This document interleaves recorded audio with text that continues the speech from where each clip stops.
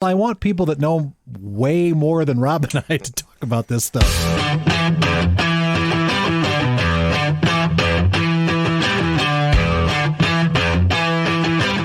Hey, everybody. Welcome to another edition of Whiskey at Work. Still. There have been probably a handful of times I have been super excited to sit in a room with Rob.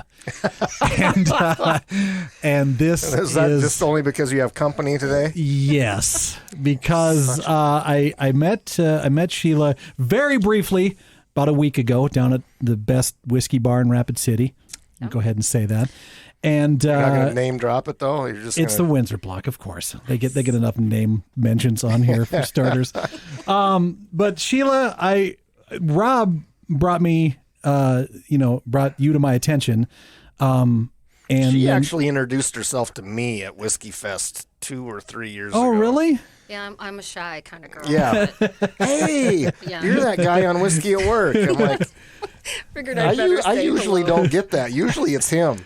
It's always the prettier one. But anyway, Sheila, what's your last name, Sheila? I never even asked. So my last name is Seeger Ogborn. Seeger Ogborn. Yeah. Sheila Seeger. There's a nice alliterative flow to that whole thing, which is my favorite thing in the world. I got the hyphen, which, at first seemed great until every email address I've ever had has been a nightmare for everybody. Everybody's password's always based off your last name. So there may have been a couple missteps on that one. Well, it's so nice to meet you. And before we were on the podcast here, before we got started, I asked where you were from, and she told me. It's my neighborhood. She's Bowman, my North neighborhood. Dakota. She's Harding County, baby. Buffalo, South Dakota. That's not Bowman though. That's it still practically South Dakota. is. Really, we're the two closest towns over the border from each. Well, can't count Ludlow, I suppose. If I don't you do think anymore. They don't even have a school. Is that anymore. gone now, But too? but the sign's still there as you drive past. Where are you from? Are you from Buffalo or are you north of there? Well, my parents are ranchers, so I'm actually by Riva. But but it's Harding County High School. It's the only high school in the whole county. So Buffalo. The Riva Bar, familiar. Oh, it's a great place. The turtle races. Yeah. Yeah. All the places I've traveled, people are like, you are making that up. And I was like, no. We are creative when it comes to ways to get together and drink. We did a TV commercial with that guy. It's standing in front of the sign of the Riva turtle races. Really? Yeah. That's what you got to do in little small towns around western South Dakota. Well, it wasn't for the Riva. It was for him being a customer. We race turtles and we drink at work. Great place to live. Yeah. Well, Sheila, you are you work for quite possibly one of the most prestigious, I would say, whiskey companies. Let's just say on the planet. I'm fine with that. All right. Just because the lineup that you work for Sazerac, the Sazerac company, right? And you are the what's your title for our area? Well, I wanted her to say it, so I didn't mess it up. About 10 minutes no, because I got so excited when she brought these bottles out. Yeah. So my position is actually something unique that Sazerac does, and I am actually the market development manager for North and South Dakota for Sazerac. Ultimately, where we don't sell anything directly, right? Our awesome wholesaling partners, do that state to state. We are just so large, to be quite honest, that we have just realized there was just extra attention and time that was needed to promote brands and to make sure they were represented in the way that we want them to be. So we're kind of just coming in as a secondary layer to the wholesalers and the awesome sales staff here in South Dakota that Johnson Brothers provides for us. But it's a whole lot of fun. I have a team of 9 people and get to travel to glamorous places like Fargo and Bowman, right? But, legitimately, beautiful places and beautiful people. And I am very fortunate, to get to work for Sazerac. Well, is this, did you ever see yourself in this position? Is this where you thought you would ever end up doing this? So I've been in the wine and spirits business for a really long time. Oh, have you really? So I have to tell you, I have a story to explain how long I've been in this business. So legitimately, just a month or two ago, I was traveling for work. I'm sitting on a plane and I'm doing a crossword puzzle, trying to stimulate this old brain of mine, keep it rolling. And I'm feeling pretty proud of myself. I'm rocking this puzzle out until I hit 12 down. And it was vessel for liquid lunch. And I'm like, shot glass. No, one too many. Solo cup. I am not joking. I had to pass by this one word at least like 8 or 9 times. Champs flute. I'm not joking. And I finally had to cheat. I had to cheat. And the vessel for liquid lunch was soup bowl. Oh, well, see. And it never even occurred to me. That it was actually food. That is how long I have been in the wine and spirits business. I don't think you could have had a better story to explain the length of time you've been doing this. I'm not joking. It was the most comical thing. I just couldn't believe that. Yeah, right over. So I'm well into my second decade.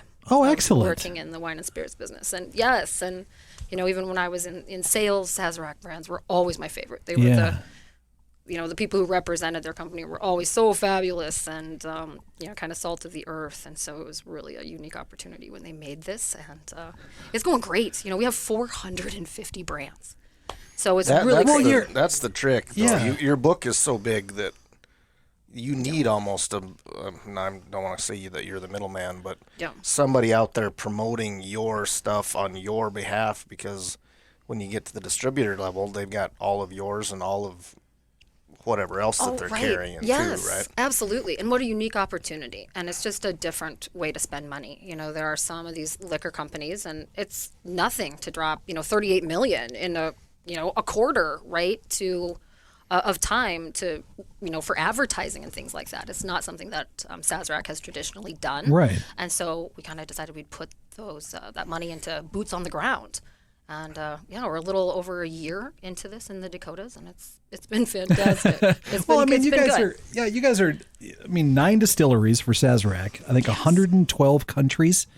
That expansion just seems overwhelming, right? Right. I mean, she says that with a hint of, they better not add any more. But they do it with such ease. There's something amazing about it. But some of that can be said to, our CEOs and all that kind of stuff. So I had a training my second weekend at Sazerac, and Mark Brown, our CEO, actually got on a Zoom with me. And we're talking, straight face to face with us. In all of my years of working in companies, no matter how big or so small, I can't say that ever. Really? That was something that never had happened. Well, Sazerac is still family owned, though. They are originally owned they're still in the family. Yes. And so my last trip to New Orleans, I actually did get to meet, one of the gold rings. And, fantastic. We can't get just our smart CEO business to people. keep from showing up here twice. And he lives 25 miles away. Yeah. So you've had a Sazerac then, I'm assuming, if you're in New Orleans. You've definitely had that. I have. Kind of where the namesake comes from this whole thing. It was interesting. I was doing a little background research on the company itself. Ooh. And am I right in saying, and maybe you don't know, I'm not sure, it was the company was named after the cocktail. Well, it's a kind of a gray area, isn't it? It is a little bit of a gray area, but ultimately, basically, the first stuff that was shipped over was from Sazerac was the last name, like Sazerac Laforge in France, and so it was when those bitters and stuff. I'm the Antoine, get myself in trouble here. Peuchot, right? Or Peuchot? Peuchot. Yeah, that's the one. Right? I knew I was going to screw that up. Some of from that, the guy that has actually been to France. Right? Some of the first stuff, but you'll see that there's there's the last name in different pieces like that, and a few of that. But so it dates back from. Oh my gosh! Right. Well, it goes back to the 1700s. Yes. Because I know there's been some. They go back and forth with Buffalo Trace Distillery and. Which other one that claims to be the oldest still operating distillery in America? Yes. And that's quite a list to be on. Even if you can say, if you can be in the argument of, no, it's us. Right. Yeah. Well, that's that amazing. Is something I will have to make for you one time. Because it's a Sazerac? Oh. No. So it's actually, that I'm sure you've had. It's actually the original prescription cocktail that was able to be sold during Prohibition because it was your prescription, right? Yes, There's a couple modern changes that we have to make to it to use brandy and stuff instead, but it's absolutely fascinating. Oh my it's God, kind of cool. it. So it's the original prescription cocktail. Yeah, that'd be so cool. We'll have to. What did we say that when we were You had me waiting around here all day yesterday, waiting for Sheila to show Oh up. my God. It was my fault. I had the wrong day. No, you had the right day. You had the right day. I had the wrong one. He had the wrong I had day, and the then time. somehow convinced me that it was the right date. And it wasn't until about 3:45. I'm like, well, where the hell is she? Do I need to call her? And I looked at my text, and I'm like, no, it's the 6th. And I'm like, well, fuck, it's the 5th today. and I just walk out, and I'm like, it's tomorrow. And he's like, oh. Like I said, when Rob told me that there was the possibility you were bringing my last, bucket list whiskey to drink, I got a little excited, and I screwed the day up. Nice. So anyway, but like the Sazerac, I'm sorry, is just, I don't want to simplify this, but it's like an old fashioned, except there's absinthe and is it cognac? Cognac originally. Is that accurate? Ish. Yeah, and then it's kind of one of those things like a mint julep that everybody should, love and adore, and it's maybe not quite my favorite. I don't think I would. I mean, I've had absinthe on its own, prepared the way it's supposed to with the sugar cube and the whole thing. It's not great. I don't get it. I don't understand how people like that. And cognac is not one of my favorite things to drink ever. So I don't know if I'd ever like a Sazerac. I don't know. You had mentioned, though, you seemed said really excited when you thought she was going to I thought maybe she was going to make one. I guess. I always will get excited when somebody offers something. Right. And then later say that was garbage. Yeah. Or free drink, right? Yeah. So you said you've been in, this is like your second decade going into this now. Yeah. So you were in this before the bourbon boom happened, right? Yeah. And what were those days like? Well, a little easier on your I think something psyche. that's a little unique to us in the Dakotas, and you'll know this, North Dakota boy, that whiskey has always been kind of king here. Right. So Canadian whiskey was always what I knew that whiskey was, right? I mean, like my dad always had a jug of Windsor, and that was so we all kind of grew up. I think it was Lord Calvert. That was was the first thing you ever snuck out of the cabinet. So we were all kind of broke our teeth on that. So whiskey has always been kind of a dominant big piece here compared to vodka and stuff, and in other states and other parts of the U.S. But it was fascinating to watch the new trends coming, but we always know they're coming. We're just a few years behind them, legitimately. People were like, oh, rosé was the huge, biggest thing, and if it was going to make it here. And, now we are seeing tequila, finally make some of these upward swoops. And it is pretty fascinating, just the communities. And people have turned it into a hobby, right? Which I think is fascinating. And there's a couple of local, bourbon groups here that, the camaraderie that it seems like all these men, or I should say people, I shouldn't just say men, have developed out of that is something awesome. I love that people can sit around the table and have a reason to get together and get out. And exactly. That part is interesting because they'll stab you in the throat to get what they want at the allocated deal. But then once they have it, for the most part, they're pretty willing to share it with you. Sure. Yeah. They just want it. It's going to be their bottle, and they'll dole it out as they want. I think there's some pride to that. That little bit. Absolutely. I got it. Yeah, and you didn't. But if you want to try it, come on over. I love that. Yeah, that's the cool part. We'll get to this, what we're drinking right now here in a little bit, but I just kind of want to introduce this. We're not drinking shit. I am. Did you already get started? Oh, I did. Sorry. I wasn't going to wait. Right. Well, Shit, I'm gone. Because I was You're excited. One of the first, What? to get to try these legitimately. They're rarely out, so I everybody. might black out. That was so exciting right there. No, well, what we're drinking is what Victoria, Sheila, if you're looking for him in the morning, you'll he'll know be where to- right here. you'll know where to Florida find me. Studio 2. you brought in, like I had mentioned, this has been on my last region of whiskeys to try. We've been through the Irish and the Scottish and the Japanese and the American and what else? I brought some back from Europe that were don't do that. that were not up your alley. But I mean, Belgian Owl, the one from the Netherlands, was another great whiskey. It was all right. But It was better than the Unicom for sure. Oh, that was terrible. From the Indian region, not the Indian region, the country of India, the Indian single malts from John Distillery. Is that correct? Is that what it's called? Yeah, it is correct. But the name is Paul John. Paul John. The whiskey. Yep, the line that we are so excited. We're going to be the first to be able to bring whiskeys from India into the Dakotas. And quality ones at that. So, yeah, not because there was the ones the big one was Officers. Oh, it's called Officer something. That's one of the biggest whiskeys in India. It's kind of like their Jack Daniels or their Black Velvet or their it's one of those don't put types. Those two things. No. Sense. But I mean, it's very similar. Those I mean, are huge here. I could say it's like the Glenfiddich in Scotland. I mean, that's it's the one that everybody kind of turns to. Sure. So to have these more upscale quality, which, like I said, we're gonna talk about how these taste. Coming up. I'm so well. I finished one. I've got 3 more to go. I love Can't that. wait. Yeah. If you hear any pounding on the desk, it's coming from below. I suppose most people listening are well aware that Sazerac, we do have the most award-winning distillery in the United States, easily. Right? Our Buffalo Trace distillery, but we actually have the most award-winning distillery in Asia, which is actually this. So cool. Yep, John. Yep. And John which one you said? Which one did it win? You said.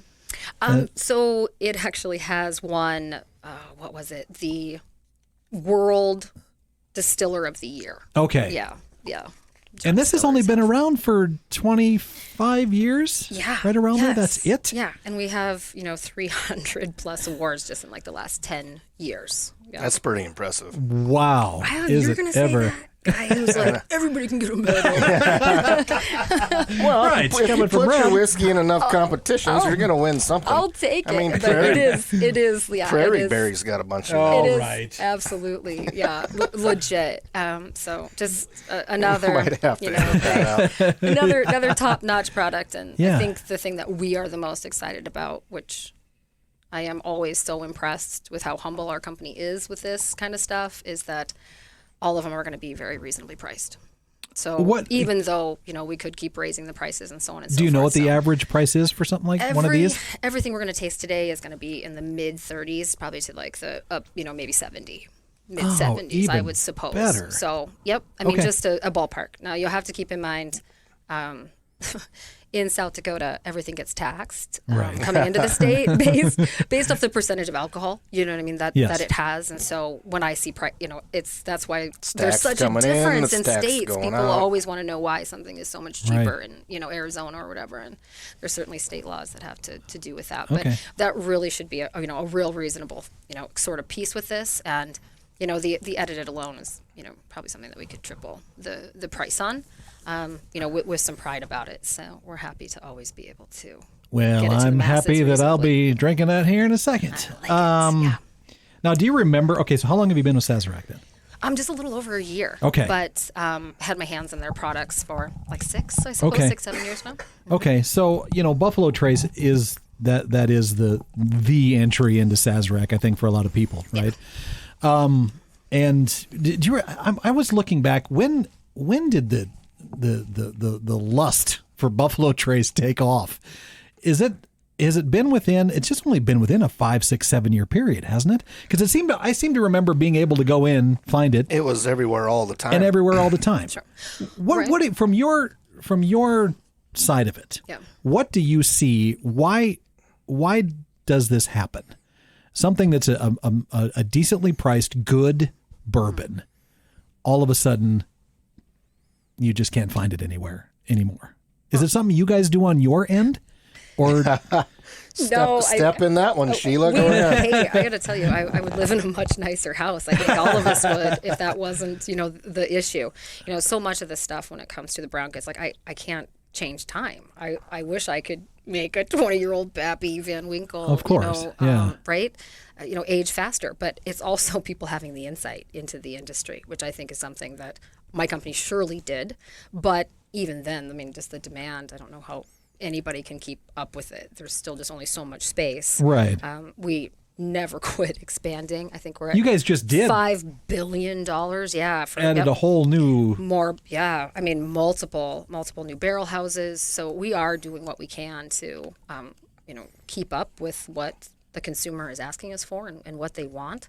I think that maybe that has to do with a lot of the genuine mass appeal of our products and a true quality piece, because people do still seek out our bourbons over a lot of others, and I think that it comes down to what's in the glass. Right. And what else can it honestly be? It isn't that we spend more in advertising or any of the rest of those sorts of pieces. But, there's always something that seems to be a benchmark, right, for a brand. And, yeah.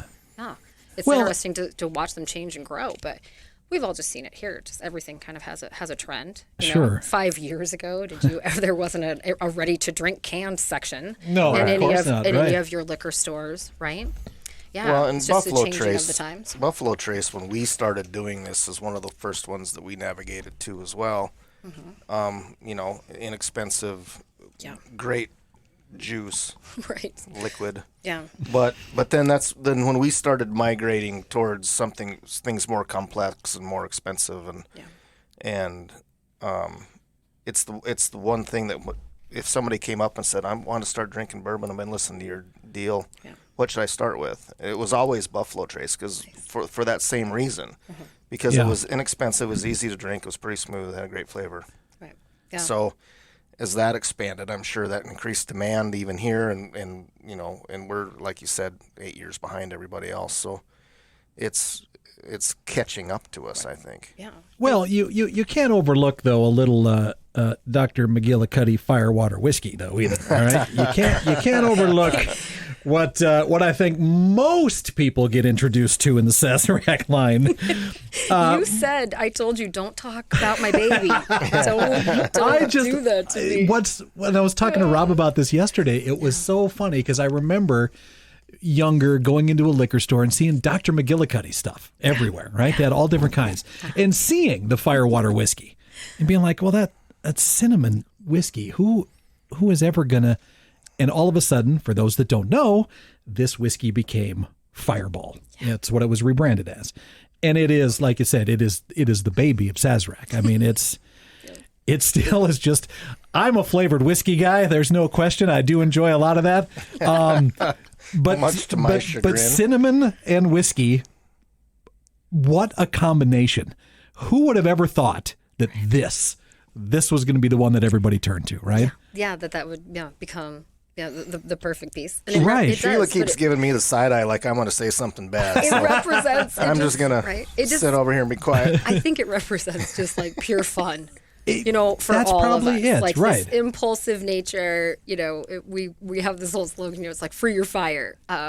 There's something just amazing about it. I think it has it's whiskey with this awesome finish. So maybe it appeals to, multiple drinkers. It's just sweet enough. And it's been around for so long. Right. And it's crazy how many people only think that it has just appeared in the last maybe 10 years. And it was a brilliant idea to rebrand it then, obviously. No signs of slowing. We are on 16 years of straight growth. We just a couple of months ago beat out fabulous vodka for the number 2 spot. I've got a single brand ahead of me now as far as most popular most totals. And who would that be? How do we take them down? Oh, that would right. Drink more whiskey. Yeah, exactly. We'll spread this podcast everywhere. And we want to have her back. We can't call her out on that. Going back, I mean, and Fireball is a Canadian whiskey. The base of it is Canadian. Mm-hmm. What do you know? Like, where does it come from? What distillery does it come from? Who do you know where? Well, it is one of our distilleries, but we have think it's a little of an undisclosed location. Sure. We're also really excited that we actually do have a traditional Canadian whiskey that's called Legacy. Right. Yep. That is absolutely fabulous, in my opinion. Again, for the price point. I think we have that downstairs. Yes, we do. Yeah, but I do think that a great thing if we could ever open it up to have somebody show how Fireball is made. That'd be so cool. Telling you, everybody would want to see that. It's like the new sneak peek tour. It would be huge. Yeah, right. Well, you guys have Caribou Crossing. We do. Which is also the Canadian, which Rob and I have had a bottle of it and thoroughly enjoyed. Right.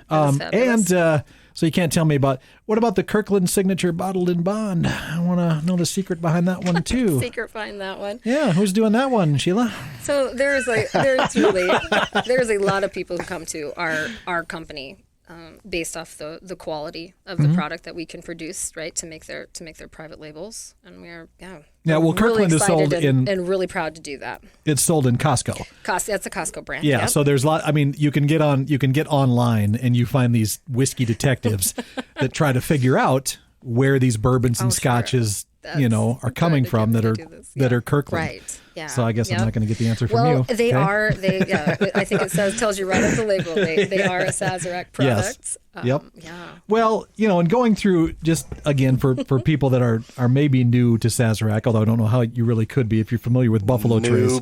Right. But the line that you guys have are some of easily some of the most hunted bourbons. Did you scratch all the wrong ones off America. your list, or did you find the right one? No, I don't look at what I scratched off on my list. Don't look at that one. I see that picture. But I mean, I know he was rattling them off yesterday. I'm like, no. I know. I'm like, because I'm looking at it too. I'm like, this. No, like, none of these are theirs. I don't know where this came from. Somebody was wrong on the internet. His office fired. Southern Comfort was another one that was. That's ours now. We did not originally invent that. No, that's right. But it was one of my very first. Too drunk to remember anything nights in high school. That was the last Southern time Comfort. I had it too.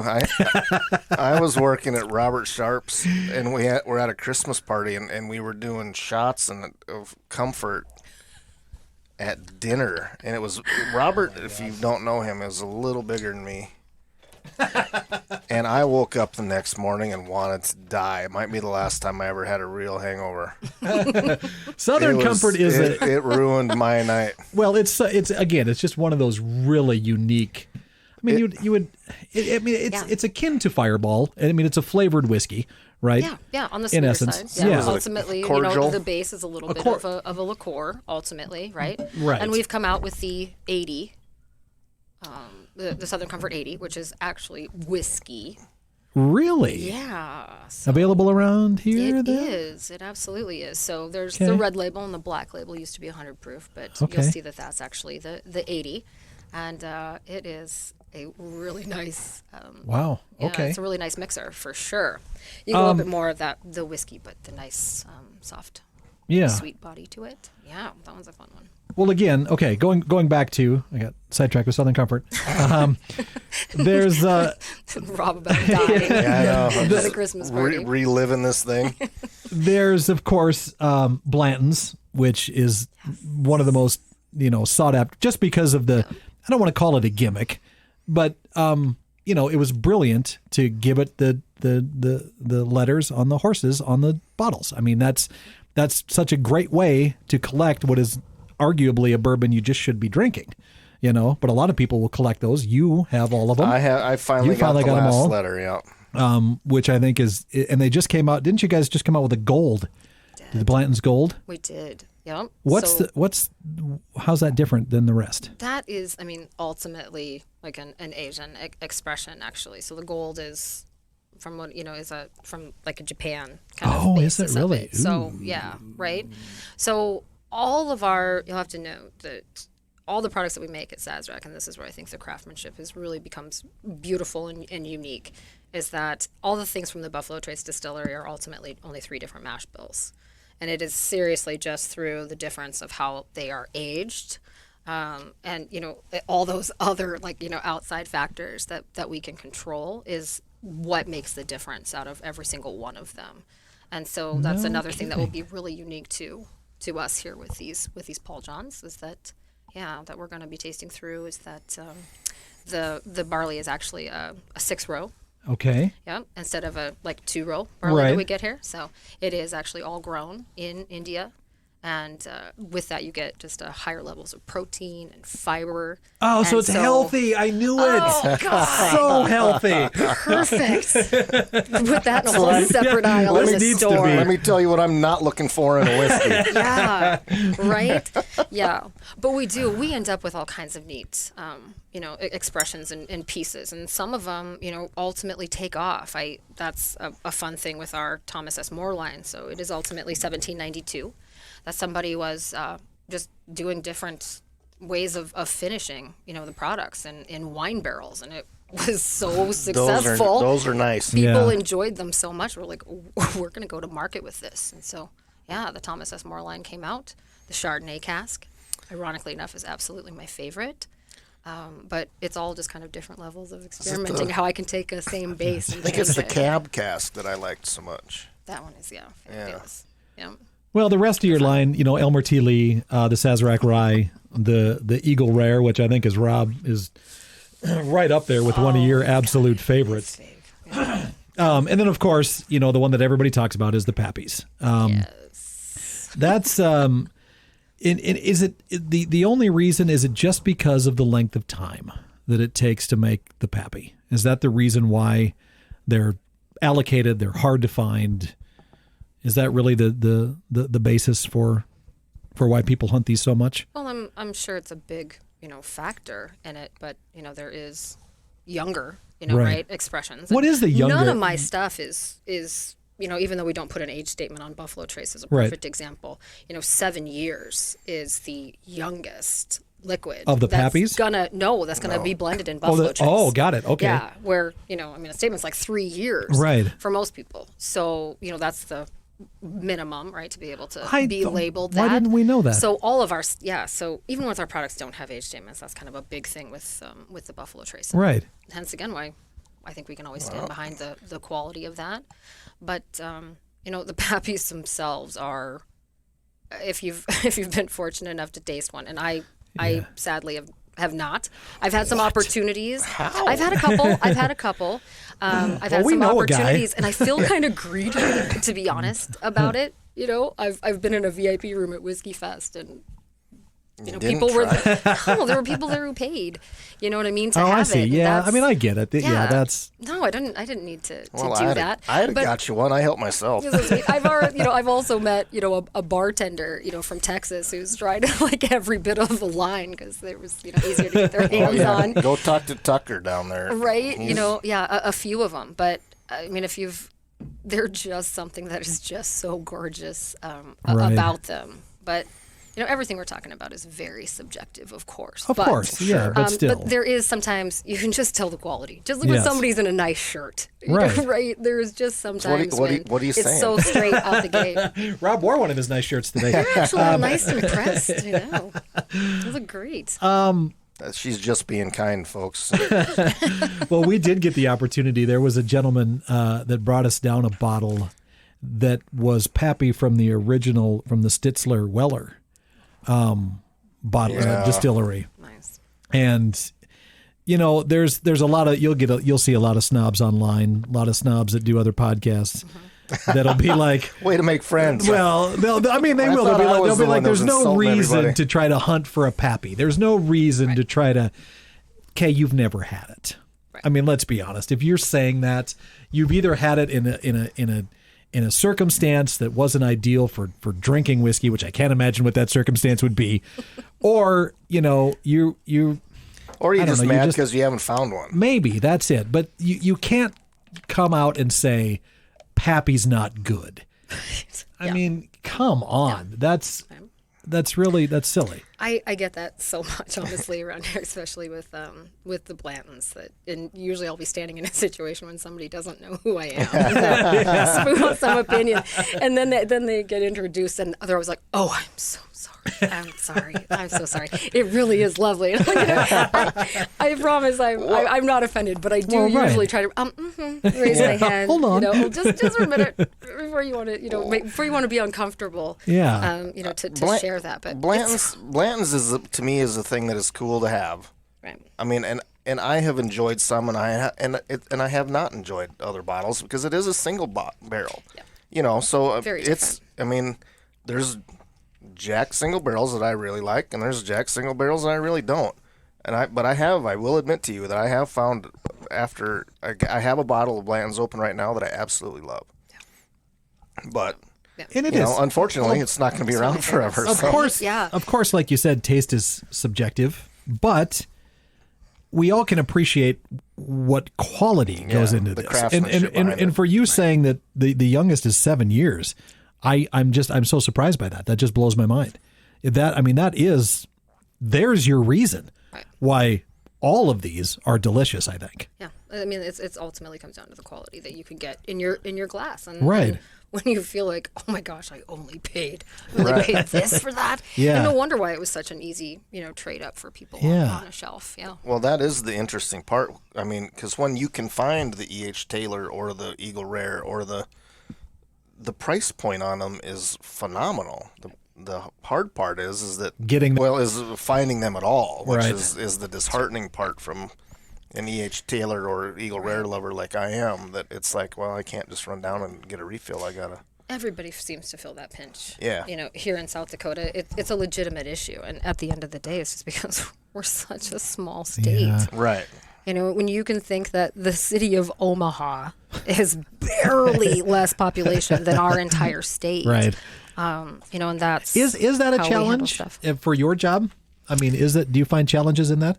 It really is. It's a conversation that I attempt, honestly, kind of not to have. I don't get in the middle of that. Legally, I can't dictate where any of those things go, what somebody Right. prices anything for. That kind of stuff is all left to the wholesaler. And it's funny, it's such a habit to not speak of them. That when you were talking about the Canadian whiskeys, I mentioned legacy. Because those things, they have their own legs, right? And their own piece. And so it's something that's always discouraging. And, the only thing I can ever tell a customer is if it makes you feel any better, the guy who gets the most still isn't happy either. He still needs more. Right. It's really what it comes down to. But we are really trying. The entire state of South Dakota happy, and then just Right. part of Nebraska just wanting a little. Yeah. Just leave a little bit out. Like, I hear that a lot, like in Wyoming. Yeah, just make all of South Dakota happy. And I mean, then the we do people have in Omaha, we have mountains here, for God's sake. What do you have, Nebraska? the people Right. in Omaha are already mad at the Cornhuskers. They might as well just be disappointed about about that not too. having any Sazerac stuff too. Right. Yeah. All right. Well, okay. I want to talk about this now. I mean, I love the Let rest me of geek the out. rest of your stuff. This is my favorite part. Okay. Tell us about this. I want to know everything there is to know about these Indian single malts that will soon be, very shortly, available right here in South Dakota. South Dakota. Yeah. Which is the first. Yeah, it is. So, I wanna know everything about absolutely it. the first. Awesome. So we were able to get 4 of these expressions into the Dakotas. So our base, as we would refer to it, is the Paul John Nirvana. So all of them are a non-chilled filtered single malts, and the Nirvana itself is not peated. Right. But they're all going to have a little bit of characteristics, similar to Scotch, right? I was going to Because say, we're talking this single is, malts. yes, both of the ones I've tried so far, if you probably didn't know better, you might think it was a Scotch initially. Yeah. But there's something in it that separates it. A little something. Yes. Yeah, right? Yeah, a little Somebody that a little knows what they're something talking about could probably pick Right. that up. But Well, so there is a couple of things that we do feel, make it unique, apart from them being made in India, which we are actually talking about a complete tropical, climate and humidity levels. So I thought this was kind of fascinating, is that it is 80 degrees like it is here for us today in Goa, India, but it's 88% humidity. Yeah. so you can do this in Sioux Falls. So, well, one of the big things is why Kentucky and, right, the temperature changes and stuff have such a huge influence over, how the whiskeys, age and in and out of the barrels. And something that's so fascinating is the angel share annually of the Paul Johns is like 8 to 10%, which is more than double. I was going to say that's That would be like that's double way of high. what we would get here in the U.S. What barrels do they use? So it's a white American oak. Okay. Yeah. Is Hopefully it they got a a hook first up for those? First is it a run or first use or is it a secondary second pour? I believe on these base ones, like it's a first use. Now wow. there is other advanced, expressions and some other things that you can get your hands on, which I'm That are bourbon barrel finish or rum cask finish right. or Yep, something. potentially. The ones that we are drinking are going to be new white Okay. American oak. So if you can imagine that, though, so compare this to what we can do in Scotland. And the problem we were talking about that we have at Sazerac is I can't make time move any faster. Yes. But in India, they have discovered that what takes 4 years in Scotland is what we can accomplish in a year due to the temperature and the humidity. just and because of that that. much humidity, All you'd think of there'd be more moisture going into the barrel. Right. craziness. Yeah. But I They mean, wouldn't be losing anything. I mean, the heat. I mean, like, it's just. Yeah. I think it's all. Yeah. So Don't extreme. light a match in the rick house. Right. Yeah. I mean, yeah. So it's such a huge part, what I Right. mean, with that. And so they are traditional, and the ones that are peated, we actually do source that from Scotland. but it is actually, the grains and again, our mash bill, which is going to make things a little unique. Always, whatever your mash bill is and your water source are the two fabulous things that make most whiskeys that everybody can compete with. So, yeah, I mean, and Goa itself is actually on the north coast. So, okay, I was going to ask you. I'm trying to picture exactly where it would be there. No, not North Coast. I'm sorry. There's no North Coast. Yeah, the West it's going to be, wait a minute. Yeah. So I'm sorry. Well, so it's on the west side. You're like, wow, I think that's China. Right. Yeah, Pakistan, say, wait maybe? a minute. Yeah. No, so it's actually on the West Coast. Okay. And I mean, we're talking like gold sand beaches. Yeah. It's actually quite a touristy sort of, area on top of it. But the water source just between the rainfall, right, and everything and how it gets like naturally filtered through all the sand and all the, kind of stuff is a little fascinating in that as well. But we had mentioned, I don't know if we had talked about this on or off, I guess, the air, but we were talking about that it is actually a 6-road strip of barley instead of 2. Yep. Right, instead of 2 like we find here. And so we absolutely do end up with more protein, more fiber, and then ultimately in the wash, it's actually like higher like fatty acid content, and so that kind of changes a little bit. I think this is a health drink. I'm not. This Absolutely. is 100%. Right? All of it's good for you. A little oil. Yeah, a little more oil. Is that right? Yeah, I mean, I think that you could A little buttery. Is that what you're getting? claim that. See, right, okay, so we into just it. So that's something. I mean, that's unique. You're not going to be able to get those sort of factors anywhere other than in the country of India. Okay, so you brought in. There are 4 of these here. The Nirvana you said is the kind of the base entry. This is the unpeated single malt. Yes. Which I just had a glass of. And yes, it's very, it has that initial kind of scotchiness to it, but there is, I can't place what is that separation though. But there's something in it that's sweeter for me than scotch. Is it the peanut butter? It's not the peanut butter. No, I didn't put any No of that in this cinnamon. one. No cinnamon, no peanut butter. Cinnamon. The cinnamon and As a base, as an unpeated base, that Nirvana is it's solid, okay? And I'm only saying that because I moved on to what's called the Brilliance, which is the unpeated single malt, again, non-chill filtered. What is the difference between the Nirvana and the Brilliance? So ultimately, I think we're going to have an additional like aging sort of piece, to it. And you'll notice that straight out of like the barrel, the color, there's quite a color difference between the two of them. Color's much darker. All very, very, I don't know, coppery, I guess. That's the one thing I think we can always tell is not a bourbon, especially on that first one. That almost looks like a Japanese whiskey to me, the Nirvana, from the color of that one. Yeah. And almost that almost had a very maybe that's what I was getting was a little bit of that Japanese. I don't know why sweetness. The sweetness in there a little bit. So then I moved on to this Brilliance. Yes. And it's a definite step above what Nirvana is. It almost reminds me of a Glenfiddich 12 or 10. It has that same sweetness. It almost has that bourbony. There's a little, just a hint of that in there, but that could be from the barrel. But it's oily. It's smooth. If these other two are any better, I don't know how I'm going to go home tonight. Okay? Because these, so far, one's good, two's been better. Yeah. And I can't wait for 3. So. See, and I actually feel like the Nirvana on the nose almost could be bourbon. Right? You know what I mean when you taste that first one? Yes. Yeah. And this one does have the finish. It's a. Wow. It's a heat. Okay. Hurry up, Rob. You're a Scotch guy. Yeah. I am. Probably my favorite overall whiskey. I had 2 of the Nirvanas while I was waiting for you to shut up. Is the Glenfiddich 14. That's easily my favorite because it's finished in those bourbon barrels. Yes. Okay. That's why it's one of my favorites. Yeah.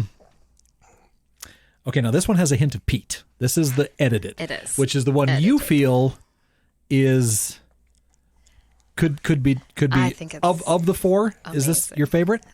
For my palate, yes. Oh, there's somewhere in that kind of perfect balance. And I do like Scotch.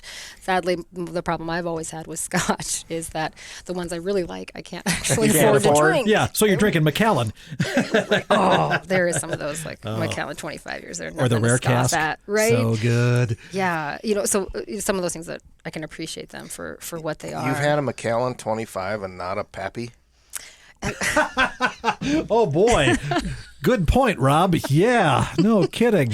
Hey, I'm gonna pick my pieces. You can just see which one I endear, more than the other. Like I said, I never felt like it was fair to take mine where somebody else couldn't have. Well, at some point you just got to treat yourself, Sheila. All right, just totally do that and get it. We would have shared with you. Sure. So sweet. So this has only been You're around. a lot different looking than most of the bourbon drinkers that I've brought into. So This is a 26-year-old distillery.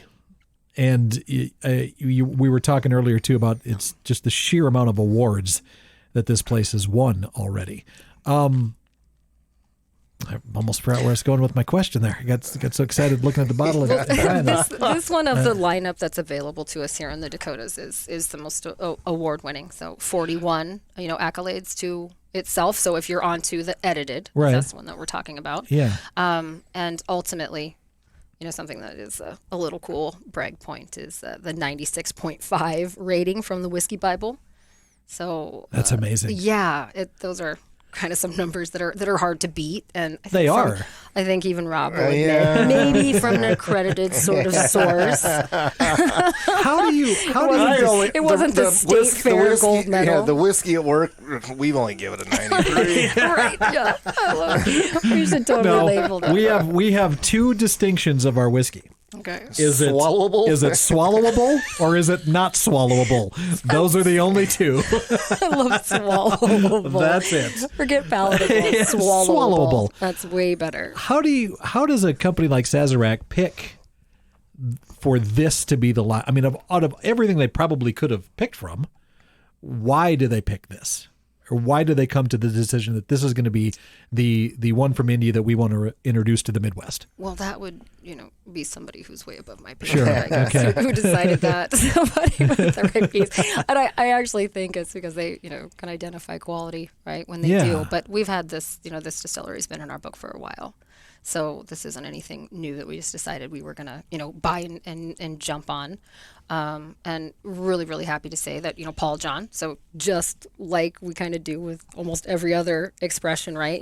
Own somebody's last name and somebody who deserves a respect for what it was that they created. And certainly. So who was he? Paul John himself. So he's the original founder. Still alive, still making it. Still alive, still kicking. Now we do have a different master distiller, right, who's working underneath that. But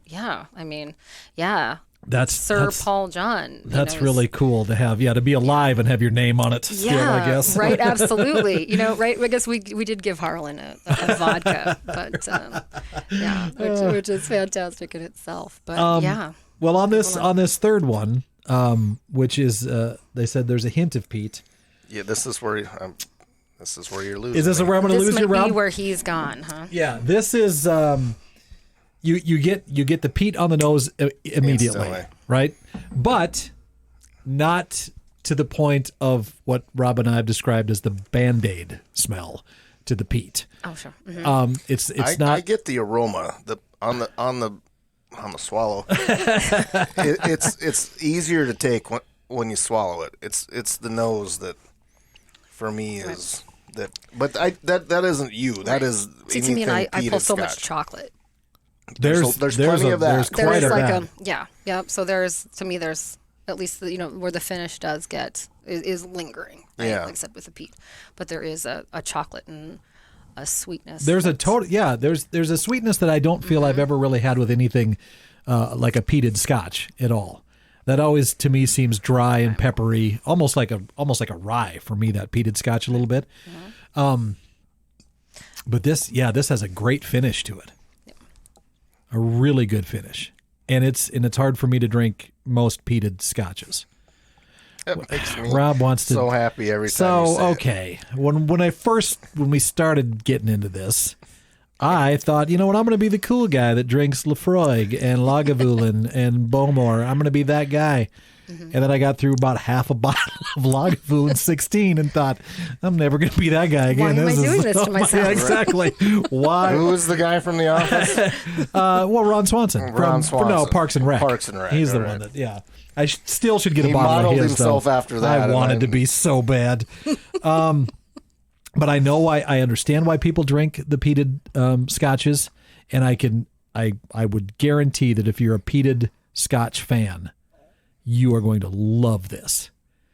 This lightly peated it's pretty easy on the mouth for sure. Like I said, I like it on the tongue. I like it on the palate. It's the nose it's the iodine Band-Aid smell more than anything that is. But you get past that in a hurry. You once it's in your mouth, there's no more smell in it. No, there's no more smell in it. It's just that sweet chocolate.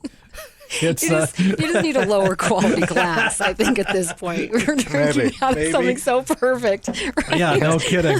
Let me get you a plastic cup. That maybe a Yahtzee shaker. You're gonna love something. it. Yes, you like how it tastes exactly. And it's so unique. It's because Japanese whiskey was the same way. Japanese, they sent the guy to Scotland, and he learned as much as he could and brought it all back to Japan, and that's how Japan's had a great run of awards on all the whiskeys they've been making too, all based off of Scotch, and I know that drives you insane. It does a little. But this is so similar to that, and it's just so different at the same time. I cannot wait for people to try this stuff. Yeah. And we're so excited. Now, you did say the Windsor does have this, though. You can go down right now and get a pour. Yes. Yeah, so the Windsor Black and Rapid City does have. Okay. Yep, is carrying all 4 of these expressions. Oh, so, my you God. could run yourself down there and have a taste. It's Whiskey Wednesday. Yeah. We are, right? We're doing that right now. And we are really, this is something that is not going to become allocated, but it does still have to get here, right? From India. So there is some time constraints, and our forecasting needs to be accurate to keep things going. But it's going to be just so fascinating for people to be able to get their hands on these sorts of things. It's so exciting. Stuff that you said you'd been reading about it for years. Yes. Right? A long time. Yeah. Because I remember looking into, what was, the world's biggest exporters of whiskey and thinking in my naivete that, it has to be like Jack Daniels or something like that from the United States, because that's just it's so huge. And then realizing, well, no, of course it's Scotland because of the Scotch. And then all of a sudden it's like, oh, no. India is one of the biggest, if not the biggest exporters of whiskey and consumers. Well, because of the billion people that live there too, right? Yes. Yeah. But are they the biggest exporters? No, I think they're the biggest consumers. Producers or consumers, I believe. Yeah, I think exporters. I think exporters is still Scotland. I could totally cheat again, that I'll do, but I turned my phone off because otherwise I knew it would just Fireball, which is my ringtone, would just start playing in the middle of our podcast here. Oh, that's great. But like I said, I could totally cheat and look that up. No, that's fine. Nobody's looking at us for details, Sheila. Right. Yeah. We went over that in the pregame. For that, you put me on the spot a good couple of times. We had to give me a test, which I'm gonna, if I walk out of here, and there's gonna be some comment by some whiskey person. Oh, I'm sure. Who's gonna be like, that lady was full of crap. Right? She was so wrong. That is not what that was. Just notice that as soon as we turn off this thing, we're having a nice pull of Weller and Sazerac. If I do agree to come back, you're giving me questions ahead of time. It's obviously, these are anybody that can do deep dives researching into Sazerac and what they do, of course. All of our listeners, some of our listeners have brains. They can do their own research and call us out on it. But most people that start with whiskey in the Midwest, they're not going to think, I wonder what India has for whiskey, right? Oh, yeah. Isn't that the truth? Right. And I do think there's so many people who love, brown goods, who get to that point of Scotch and just you stop because all of us, it was you always thought of the Lafroigs and all these heavy peated. Yeah. You kind of didn't realize that there was softer expressions and how things expand. So this one's kind of fun, and I actually think it's fantastic, honestly, that we do have a couple that will kind of start, maybe turn somebody on to. This new progression expression is fantastic. Yeah, right. Like of the single malt, and I got to tell you, they are know, kind of baby steps. I mean, there isn't a huge leap from one to the next so far. No, from the Nirvana to the Brilliance, you can definitely tell. It is funny, yeah. To do them as a flight. There's a difference, but it's not a, anybody that starts with the Nirvana and likes it should go on and try the Brilliance, because the Brilliance to me was a better mouthfeel, a better nose, a better swallow, because it just had that extra something to it. Yes. And the peated, what are we on? Edited? The edited. Excuse me. Yep. Yeah, the This edited. is the light peat. Well, I'm on the. Did you jump to the I'm bowl? on to the bold right now, so you go ahead with Scallops, the edited. you're going to have to come get him. I'm surprised This is the most he's drank in 3 of these sessions. my He's goodness. going to be in trouble on the way home. We'll get him an Uber. Yeah. I promise. I won't leave you. I no, won't leave this- you hanging But here. even the edited to me is from the guy that doesn't like the peat. This is nice. I love that. I mean, that's not just because you're sitting here. That's No. because I don't normally do that. I am well Right. aware. I know you just well enough. So that isn't But the reason this, why I'm getting that. if I can just keep from smelling it, it's pretty good. Well, even jumping. Okay, so I've jumped to the bold, which is the last of the 4 you've brought in. Which Yes. this is a regularly peated single malt. The nose on it is not different enough from the edited that would make you go, oh no, now I'm really getting into something dangerous, right? That's fun. It almost noses a little sweeter with that peat than the lightly peated stuff. I haven't tasted it yet, though. I'm scared. Listen to you trying to be an expert all of a This is sudden. I'm not trying to be an expert. This is where sounds like you're trying do you to get be. to try to explain his facial expression from when that hits All right, you ready? the palate? Here we go. Here we go. I don't. The smell. The smell is sweeter. The smell is a sweet peat. He's looking at me very Okay. sternly now. He's taking a sip. He just got the peat. The eyes got a little big, but now he's smiling. I see a smile though. It's It hits you in the face, but This might be the smallest pour I've ever had on whiskey at work. think about. Do you remember the last time you had a Lafroig or a Lagavulin or anything I've been peated? trying to forget. I've been burping it up ever since. Just go back to that though if you can. Okay. I'll be like, Try to right. try to remember it. okay. Yeah. This is like a what's oh no Oh. God, no, absolutely not. There you go. He's in charge of the bottle. They're all on his table. This is I'm only running everything else over here. This is You've only been doing radio for 30 years. I'm the best interviewer in the business. Blah, blah, blah. How many times have I heard that? I never said the first part. No, it's Multiple times on the first part, and even more multiple times on the second. it is. It's kind of what I wanted out of a peated Scotch, because there's none of that terrible. There's no burn on this. I don't know why on this peated Indian whiskey that it doesn't burn. I get all of the flavors just in my mouth. None of it goes past the tongue. You know what I mean? Scotch, a lot of So times you're a- you'll get that total burn. There's, You can just leave the joke alone, pal. we're in mixed company. I am can going do it. to agree with you on the nose. So it actually is not, peat that I'm picking up. You know what I mean? Like on the smell, nothing of that sort. No. And, yeah, I actually find the finish quite lovely.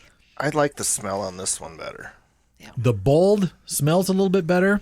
To me, it's just smoke, Yeah. right? Like it's more, that's- it's I more, taste More smoke, campfire-y. not Yeah. peat, right? more Ooh. smoke than that Yes. iodine Branding Band-Aid. iron. There we go. Well, we're from Bowman. We know what fires are and branding irons are. We get it. We've done it. Cowboy, yeah. When was the last time you ran a brand? When was it? Have you ever been at a branding? Yeah, I was 18. Was the last time I did it. Last time you just stood there and got kicked. Exactly. Yeah. No, he does that at I'm home. tough. I was going to push that cap up that shit. There's that shoots. Yes, you had shoots. Well, you just the go last tackle them the things. last one I was at, Some not. we had the ropes. We had the ropers dragging them in, branded them, letting them go. Yeah, we did that. Yeah. The Wild West version is Yes. absolutely that. Blast. Yeah. Yeah. Those are the ones that's why I don't go anymore. I'm old. I can't do that. No.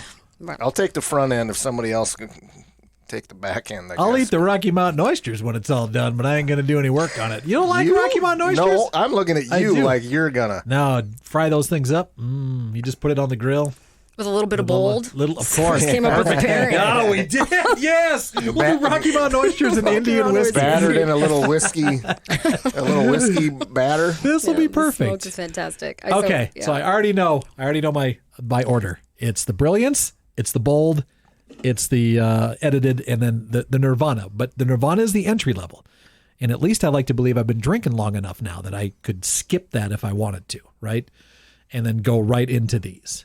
The Nirvana is perfect, though, I think, to have your first taste of an Indian whiskey. But if you want to dive right in, I would almost instantly go to the Brilliance to just dive into it and then skip over the Edited to the Bold. But everything is solid. Yeah, everything is. I'm so happy. I'm not really surprised because I figured it would be good. But you're a little leery when you try something new because, especially when you built it up in your mind, you don't want it to suck. And I'm thrilled at how great these all tasted. I would agree with you from the Brilliance to the Bold. I like the Bold. I can't believe it. I like the Bold better than the Edited. This is a fall. The Bold is a fall, early winter, outside sipping whiskey, hands down. Sitting out on the deck with the heater or out by the campfire. You got your sweater on. Yeah. Blankets. I don't know how you do it, Rob. I imagine you were the blanket somehow. I don't know why. Me and a thong. and mittens. Yeah. That's what I see. Earmuffs, kind of like now. Earmuffs and the mittens. Fuzzy mittens slippers. And a thong, huh? Oh, God. And that's why he drinks alone. Right? Yes, he does. That's why people say I have a problem. I've only been to his house once because of that reason. So, well, how do you guys... How do you guys end up deciding on new products? Is that still above your pay grade too, and how that all the decisions are made? And it is not a quick process. No, I can't imagine. That's something that I can tell you. We are very particular about what we put our name behind. We do have a couple of really exciting ones coming. I am extra excited about Mango Shada. So this is our new... I heard the word mango. Mango and Shada. I'm interested. So this is a mango jalapeno tequila that we have launched in just a handful of states, and it's doing brilliantly. We're hoping maybe January by this summer, probably at the latest, will that actually make it into the Dakotas? And, we already have a... Why don't we launch some of these products in the Dakotas? Why do you think, Rob? Well, it's not like we're light drinkers up here. I mean, no, but we're going for volume here, folks. Right, that's what I mean. But we also don't. Most of the people that drink whiskey are not going to, run out and buy a bottle of E.H. Taylor, and they're not going to run out and buy a bottle of that. That's what we're trying to correct. I know we are. We're working very diligently at that. We get it. It's actually fine by me because it would make it easier for me to find. Yeah. But I think that's why. You don't launch it in places like this for probably that very reason. But something like a tequila or a vodka or a gin, why can't you do that out here? Right. Well, I mean, I'm sure we could. And I think originally that was the plan. But like the Paul John, once everybody started talking about the forecasting, we were like, that might not be the smartest thing to do. Right. Right? So let's not throw something out there, get people excited, and then disappoint, right? So we've been very careful, as to how it is that we try to space these things out and where we release them. But I will definitely run it up. That there's another first product. I got to say, we might have gotten 99 pickles first. So, really? Yeah. Yeah, there's a chance. Well, that we start somewhere, Rob. I blame that on you. Nothing. Right. So then what's some of the trends that you guys are seeing? Is tequila do you think that'll be the next big trend? I think yes. But now the reason why I say that is because there is something that I think most people want to drink healthier. Right? Want to do better. I think people are getting away from a lot of the mixers and some different things like that. Yeah. But it is, right, yeah. But I think that when you actually have a quality, tequila and one that is aged, then then you actually can tap into these bourbon drinkers. So Yes. our core zone tequila, which is awesome. We have the traditional aged, versions of it, but we actually do barrel aged versions. So, an account you could have a choice to have it what we call boomeranged, and the tequila gets poured back into a Blanton's barrel, a Buffalo Trace barrel. I have a bottle of that. Yeah, and which one? The Corazon. All right, I did. That was boomeranged?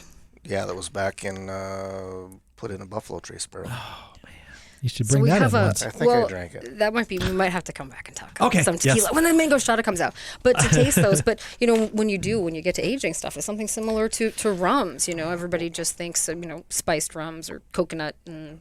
There's so many aged ones that they have this whiskey-esque sort of beautiful profile to them. Yeah, and they can be really a lot of those complex. are getting aged in a former whiskey barrel, just because bourbon can only use it once. So there's barrels getting shipped all over forever. Yeah, right. Yeah. Look at us, we're recycling. We're so industry conscious. Yeah, yeah. Tell that to my liver. Well, Sheila, We're doing it for the world. This has been awesome. I was having a good day till all this came in, and all of a sudden it's just been the best day, I guess. So thank you. I'm going to take that home with me tonight. I'll take the thanks that he's trying to give to. I have to thank you on all of It's this. starting to get a little fucking creepy. Now are we? Because so Mountain West Whiskey Festival will be the first Saturday in March again in 2024. We're going to talk about it. I don't care. It seems like a long way away, but it really isn't, right?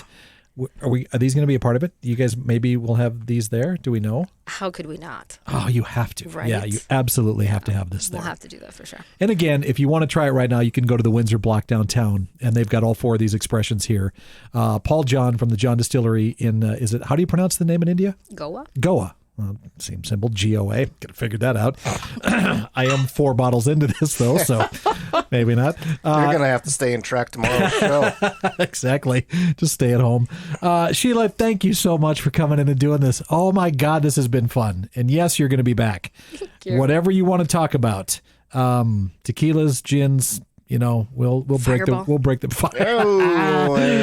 You know what, though? You know what I'm going to do tonight? I'm going to go get me a little fireball shooter. I'm just going to, in honor of all of this, just to keep moving the ball forward for Sazerac. I love it. I'm going to go get some fireball. Bless you. Rob, you want to join me? Should we go down and get one? I may always be packing. There's always 100 ml of fireball somewhere around I've got my car. an E.H. Taylor barrel proof here. I think I'll have. Yeah. Anyway, Sheila, thank you very much for joining us. Appreciate it. It's Whiskey at Work. Thanks, Sheila.